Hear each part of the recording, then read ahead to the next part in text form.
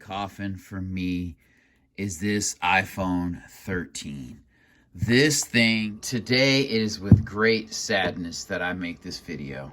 And that is because I must report to you that I clearly understand why the iPhone 13 mini was a failed project or a failed phone. So I'm going to start by giving it its just due. So it's pocketable and premium. Those are the strengths of this device.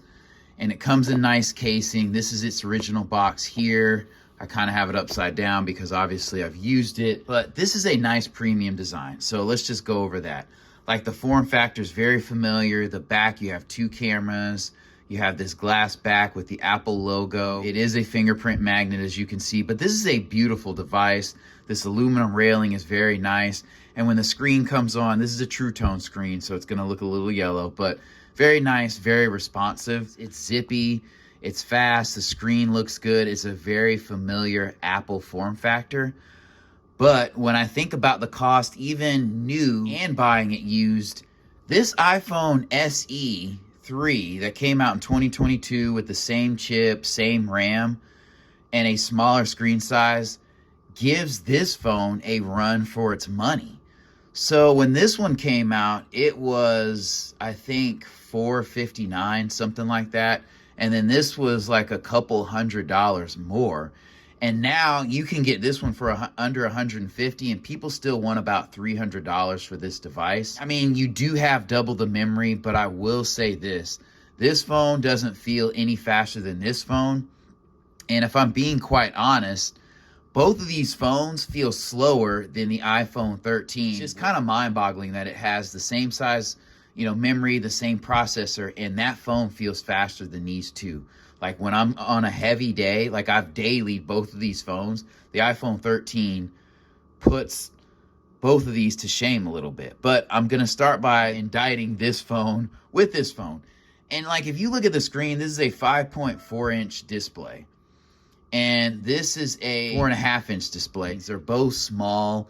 So this one's 720p, this one's 1080. But like, honestly, when you're looking at content on a screen this small, there's no difference. So like, you definitely get more screen real estate here. You look at where the screen starts on these phones, clearly this screen is bigger. This is a little bit taller, but honestly, when I'm handling the phone, this phone feels more pocketable and this phone feels more dense. It's a better feel in the hand for me.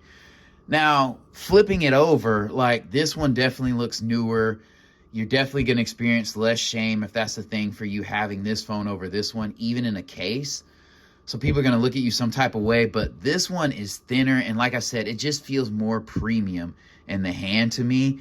And I feel like if you can get past like face unlock, which is very, very nice. Like, face unlock is like your phone greeting you every time you look at it. It's so dope. But if you can get used to using Touch ID, I think this is going to be the better buy at half the price. Yes, you're going to miss the memory, so I would look for a 128 gigabyte version of this and rock it. SE is just a much better value. It feels more premium in the hand. They're both 5G, so you're not going to be left behind with either one of these phones.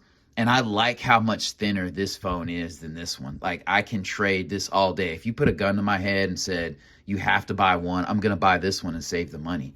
Like, you could literally buy this one and get like a used Apple Watch. This is a great phone. If you're a person who's like a minimalist, a diehard, this is kind of like the perfect phone for you. When it came out, it wasn't cheap, but now you can get it on the cheap. Most people are gonna go buy this one because they can't stand the OG design of this phone. I mean, it looks so old, even for Apple users, but especially outside of the Appleverse. One other drawback about this one is it has a 7-megapixel selfie camera, but honestly, like, selfies are not that great. They're not, I don't know, life-ending or life-enhancing on either phone, especially when you take a selfie and you upload it to the gram or to Snap where you're putting a filter.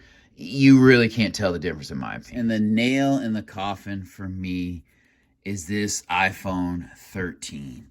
This thing is otherworldly better than the iPhone 13 mini. And I'm just like floored by how much of a different experience it is. So last summer I had a 15 Pro Max and I had a 14 Pro Max before that, and I've had a 13 Pro Max. And I'm somewhat of a minimalist, so I do not hate on small phones. But I have to say this, like after leaving the large 15 Pro Max, 14 Pro Max, and going down to the SE, this phone feels like a Pro Max to me. Like my perspective on this phone's completely different. And I have to say, like getting both of these used and this being within $50 of this phone, it's a no-brainer for 99%, probably 100% of the general population that's not a minimalist. You have to go get an iPhone 13 Pro Max or an iPhone 13. Time has marched on. So when you're using a lot of apps like Maps and Instagram and TikTok and all of this, like these apps have been optimized for screens that are 6 inches or bigger. I have to be honest with you. Quite honestly, I couldn't tell much the difference between this screen and the screen on the iPhone SE when I had them both and I was like toggling between the two. I really couldn't. It is night and day the experience that you have with these. When you're looking at content, you're like looking up an address, when you're trying to like scan a barcode, you're taking pictures, you're editing a little video, things like that. Like it is a much, much better experience on this device. All right, ladies and gentlemen, in this part of the video, I'm attempting to explain the fact that phones today run programs and operating systems that more closely resemble that of what you see on a full-size laptop, a desktop, netbook, tablet, that sort of thing. So back in the day, apps were more optimized and limited, on phones to facilitate their smaller amounts of memory, weaker processors, smaller batteries, the whole nine. And so now you don't have those limitations. And so things are just set up for larger screens and just a more immersive experience. And that is an ecosystem where the iPhone mini does not fit as comfortably in. So with that being said, let's hop back in the video. Thank you for watching and let's get back to it.